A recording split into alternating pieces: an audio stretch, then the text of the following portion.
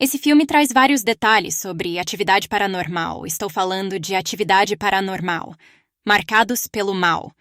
E quando falo de detalhes, são coisas que vão além do roteiro, além daquilo que vemos de cara.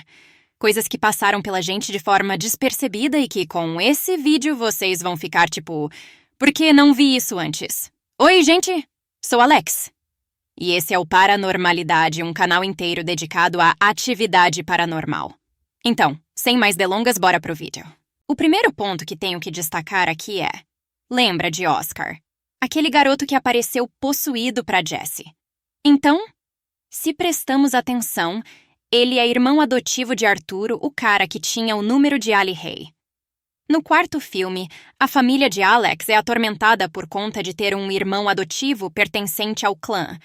A mesma coisa aconteceu aqui quando Arturo fala que há um mês atrás Oscar se isolou e mudou completamente de comportamento.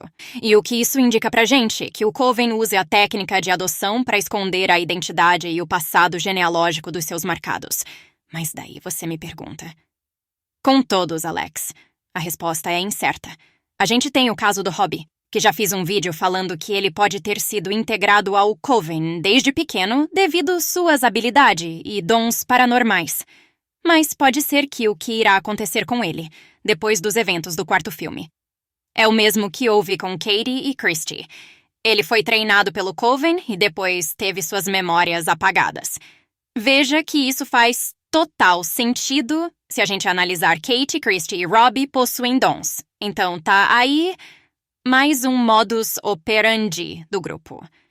E outro padrão que percebi nesse filme: Toby sempre atrai suas vítimas ou pela diversão ou pela curiosidade. Foi assim com Katie e Christy, elas gostavam de falar sobre fantasmas e tal, sem falar a brincadeira de Bloody Mary. Foi assim com a família Ray. A Ali até brincou de Ouija.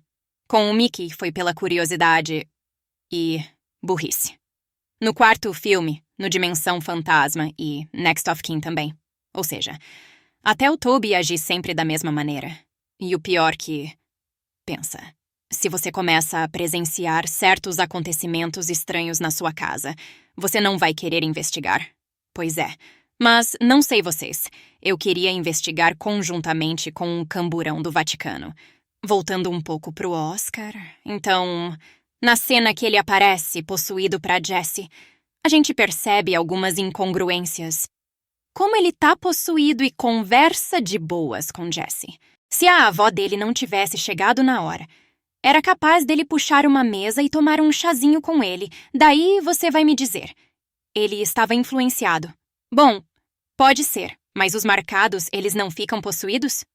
Bom, pessoas, acredito que os marcados são influenciados. Mas como explicar os olhos negros e os dentes diferenciados? Gente, é só lembrar de Kate no final do quarto filme. É a mesma aparência que Jessie ficou no final de Marcados, que lembra muito a de Oscar. Você já tinha parado para pensar nisso? Se não, se inscreve e dê o like.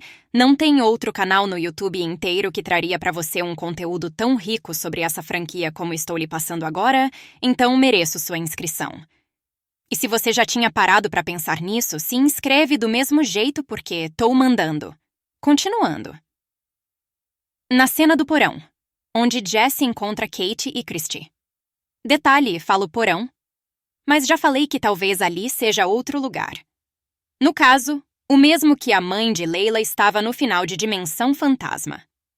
Bom, se a gente olhar pelo ângulo do que eu falei agora, isso aumenta mais ainda a possibilidade de ali não ser o porão da bruxa Anna. Vamos lá. Até onde sabemos, Kate e Christy não viajaram no tempo, e sim, fizeram viagens astrais, principalmente Christy. Naquela cena de Dimensão Fantasma, Christy vê o quarto de Ryan 30 anos no futuro porque ela tinha o dom da premonição? Sim, mas percebemos que Kate também vê, e elas interagem ao vivo com Ryan e família. O que leva a crer que ali houve uma viagem astral, da mesma forma que aconteceu nesta parte do filme e, pode ser, que seja assim que elas apareceram ao lado de Leila, lá no final alternativo de Dimensão Fantasma. Isso explica os olhos com uma coloração estranha. Nas duas cenas temos isso. E quem não viu o final alternativo ou não entendeu ele, confere o vídeo que fiz. Galera, agora indo para outra cena. Temos aquela em que geral visita o quarto de Arturo. Nessa cena, vemos os cartazes de várias crianças desaparecidas. E aí é que tá... Ao contrário do que alguns poucos canais que falam de atividade paranormal de maneira rasa. Esses cartazes não são de todas as regiões do mundo. São mais especificamente escritos em inglês, alemão e espanhol. O que indica que o Coven ou os adoradores de Toby operam em países que falam essas línguas. Ou seja, a galera do Brasil escapou. O louco é que isso se encaixa com as inscrições da Igreja Macabra que vemos em Next of Kin. Elas possuem inscrições em alemão. Lembrando que muitas das histórias de PA se passam na Califórnia, estado americano inicialmente colonizado por espanhóis, e que o inglês é um idioma de origem germânica. O que me leva a pensar que os adoradores de Toby estão concentrados nos Estados Unidos, México, Alemanha, Reino Unido e Espanha. Provavelmente começando nos territórios que originaram Alemanha e Espanha e depois se expandindo conforme esses países colonizaram outros territórios. Lembrando que falo adoradores porque a gente não sabe se os Amishes falsos, lá de Next of Kin, e as parteiras se comunicam ou são o mesmo grupo. Indo adiante, outro ponto que já falei aqui no canal, mas vou repetir aqui. Porque eu achei muito importante porque Hector acabou viajando no tempo pra assustar Kate e ela matar Micah. Mas aí é que tá... Porque Hector tinha que ir.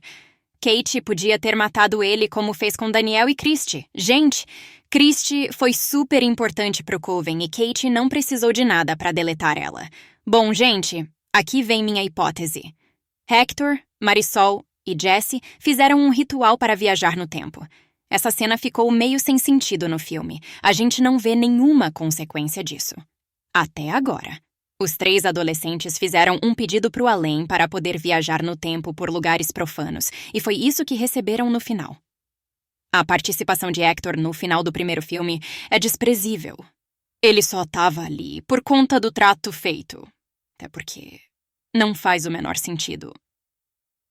O Coven querer colocar um adolescente todo atrapalhado para fazer um serviço de extrema importância para elas. E então, pessoas que outros detalhes vocês perceberam nesse filme que eu não falei aqui, escrevam... AT.